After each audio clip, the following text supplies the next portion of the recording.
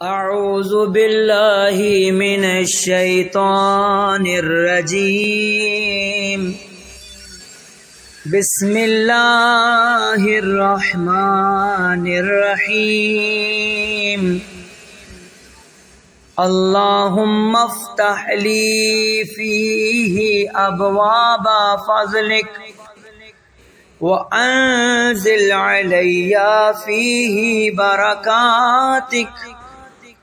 ووفقنی فیہ لموجبات مرضاتک واسکنی فیہ بحبوحات جناتک یا مجیب دعوت المضطرین